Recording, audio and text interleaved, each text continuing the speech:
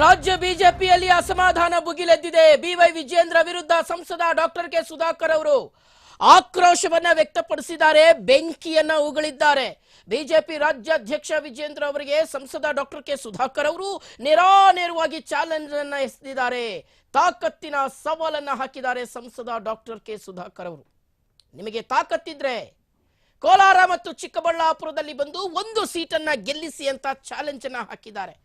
ಸೌಜನ್ಯಕ್ಕೂ ನೀವು ನಮ್ಮ ಫೋನ್ಗಳನ್ನ ರಿಸೀವ್ ಮಾಡೋದಿಲ್ಲ. ವಿಜೇಂದ್ರ ಪಕ್ಷ ಕಟ್ಟಲ್ಲ, ಅವನತಿಗೆ ಪಕ್ಷವನ್ನ ತರ್ತಾ ಇದ್ದಾರೆ. ಸಮಾಧಾನ ಮುಗಿತು, ಇನ್ನೇನಿದ್ರು ಯುದ್ಧ ಅಷ್ಟೇ ಅಂತ ನೇರವಾಗಿ ಬಹಿರಂಗವಾಗಿ ಇವತ್ತು ಡಾಕ್ಟರ್ ಕೆ ಸುಧಾಕರ್ ಅವರು ವಿಜೇಂದ್ರ ಅವರ ವಿರುದ್ಧ ವಾಗ್ದಾಳಿಯನ್ನು ನಡೆಸಿದ್ದಾರೆ. ಬಹಿರಂಗವಾಗಿಯೇ ಮಾತನಾಡುವಂತ ಒಂದು ಪರಿಸ್ಥಿತಿ ನಮಗೆ ಬಂದಿದೆ. ನಡ್ಡಾ ಅವರಿಗೆ ಒಂದು ಮೆಸೇಜ್ ಮಾಡಿದ್ರೆ ಭೇಟಿಗೆ ಅವಕಾಶ ಕೊಡ್ತಾರೆ, ಆದ್ರೆ ಈ ವಿಜೇಂದ್ರ ನಾವು ಫೋನ್ ಮಾಡಿದ್ರು ಸಹ ರಿಸೀವ್ ಮಾಡೋದಿಲ್ಲ. ಸುಮಾರು ಹಿರಿಯ ನಾಯಕರನ್ನ ಇದೇ ರೀತಿಯಾಗಿ ತುಳಿದಿದ್ದಾರೆ ಅಂತ ಬೆಂಗಳೂರಿನಲ್ಲಿ ಬಿಜೆಪಿ ಸಂಸದ ಡಾಕ್ಟರ್ ಕೆ ಸುಧಾಕರ್ ಅವರು ವಿಜೇಂದ್ರ ಅವರ ವಿರುದ್ಧ ಆಕ್ರೋಶವನ್ನ ವ್ಯಕ್ತಪಡಿಸಿದ್ದಾರೆ. ಅಲ್ಲಿಗೆ ವಿಜೇಂದ್ರ ಅವರ ವಿರೋಧಿ ಬಣ ಮತ್ತಷ್ಟು ಸ್ಟ್ರಾಂಗ್ ಆಗ್ತಾ ಇದೆ. ಮತ್ತು ಇವತ್ತು ಬಿವೈ ವಿಜೇಂದ್ರ ಅವರ ವಿರುದ್ಧ ಯಾವ ಒಂದು ಟೀಮ್ ರಚನೆಯಾಗಿದೆ, ಆ ಟೀಮ್ನ ಮೆಂಬರ್ಸ್ ಕ್ಷಣಕ್ಕೂ ದಿನಕ್ಕೂ ಸಹ ಜಾಸ್ತಿ ಆಗ್ತಾ ಇದ್ದಾರೆ. ಹಾಗಾದ್ರೆ ಡಾಕ್ಟರ್ ಕೆ ಸುಧಾಕರ್ ಅವರು ವಿಜೇಂದ್ರ ಅವರ ವಿರುದ್ಧ ಯಾವ ರೀತಿಗೆ ವಾಗ್ದಾಳಿಯನ್ನು ನಡೆಸಿದ್ರು ಅನ್ನೋದನ್ನ ನೋಡ್ಕೊಂಡ್ ಬರೋಣ. ಸೌಜನ್ಯಕ್ಕೆ ಕೂಡ ಅವ್ರು ನನ್ನ ಜೊತೆ ಚರ್ಚೆ ಮಾಡಿಲ್ಲ ಇಲ್ಲಿವರೆಗೂ. ನಾನೇ ಅವರಿಗೆ ಫೋನ್ ಮಾಡಿದ್ದೇನೆ ಕಳೆದ 10 ದಿವಸದಲ್ಲಿ. ಫೋನ್ ರೆಸ್ಪಾಂಡ್ ಮಾಡಲ್ಲ, ಮೆಸೇಜ್ಗೆ ಉತ್ತರ ಕೊಡಲ್ಲ. 2 ಸಲ ಅಪಾಯಿಂಟ್ಮೆಂಟ್ ನಿಗದಿ ಮಾಡಿದ್ರು, ಮತ್ತೆ ಅಪಾಯಿಂಟ್ಮೆಂಟ್ ಮುಂದಕ್ಕೆ ಹಾಕಿದ್ರು. 2-3 ದಿನ ಆದ್ಮೇಲೆ ಸಿಗ್ತೀನಿ. ಮಾನ್ಯ ನಡ್ಡಾಜಿ ಅವರಿಗೆ ನಾನು ಒಂದು ಮೆಸೇಜ್ ಕಳಿಸಿದ್ರೆ ತಕ್ಷಣ ಅವ್ರು ನನಗೆ ಅಪಾಯಿಂಟ್ಮೆಂಟ್ ಕೊಡ್ತಾರೆ. RSS ಸಂಘಗಳಲ್ಲಿ ನಮಗೆ ಅಪಾಯಿಂಟ್ಮೆಂಟ್ ಕೇಳಿದ್ರೆ ಪಾಪ ಕೊಡ್ತಾರೆ.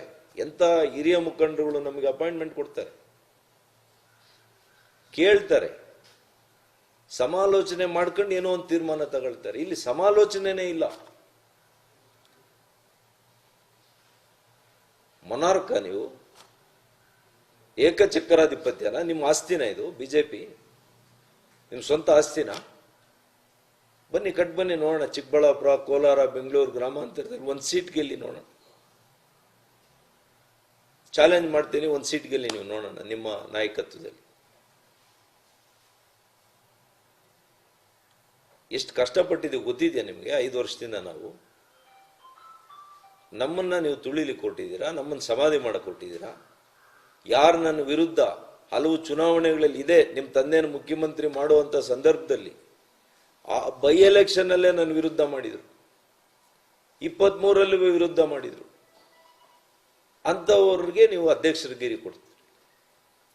ಪಾಪ ನಮ್ಮ ಹಿರಿಯ ಸಂಸದರು ಗೋವಿಂದ್ ಕಾರಜೋಳರು ಅವ್ರ ಜಿಲ್ಲೆಯಲ್ಲಿ ಅವ್ರನ್ನ ಯಾರು ಒಡೆಯಕ್ಕೆ ಹೋಗಿದ್ದಾರೆ ಅಂತವ್ರನ್ನ ಜಿಲ್ಲಾಧ್ಯಕ್ಷರು ಮಾಡ್ತೀರಿ.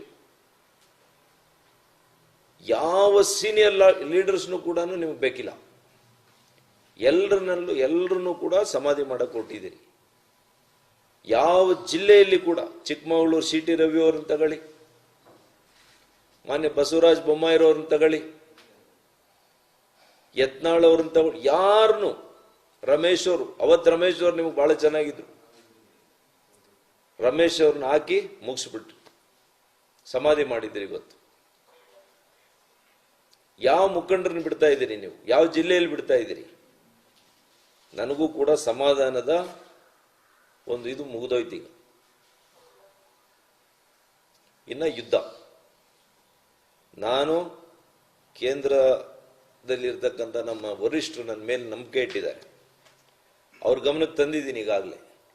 ಇದ್ರ ಹೊರತಾಗಿಯೂ ಕೂಡ ಇವತ್ತು ಅನೌನ್ಸ್ ಮಾಡಿದ್ದಾರೆ. ನಮ್ಮ ಮುಖಂಡರುಗಳಿಗೆ, ನನ್ನ ಸಹಚರರಿಗೆ ನಾನೇನು ಉತ್ತರ ಕೊಡಬೇಕು? ಇವರೊಬ್ಬ MP ಆಗಿ ಒಂದು ಜಿಲ್ಲಾಧ್ಯಕ್ಷರು ಮಾಡ್ಸಕ್ಕಾಗಲ್ಲ ಅಂದ್ರೆ ನಾವು ಹೇಗೆ ರಾಜಕಾರಣ ಮಾಡಬೇಕು? ನನ್ನನ್ನು ನಂಬಿ ಯಾರು ಬರ್ತಾರೆ ಬಿಜೆಪಿ ನಾಳೆ ದಿವಸ? ನೀವು ಯಾರ್ಯಾರು ನಂಬ್ಕೊಂಡು ಏನೇನು ಮಾಡ್ತಾ ಇದ್ರಿ ಗೊತ್ತಿದೆ ನನಗೆ. ಇವರೆಲ್ಲ ರಿಯಲ್ ಎಸ್ಟೇಟ್ ಅಲ್ಲಿ ನಿಮ್ಗೆ 4 ರೂಪಾಯಿ ದುಡ್ಡು ತಂದು ಕೊಡ್ಬೋದು ಅಷ್ಟೇ, ರಾಜಕಾರಣ ಮಾಡೋಕ್ಕಾಗಲ್ಲ ಇವ್ರ ಕಡೆಯಿಂದ.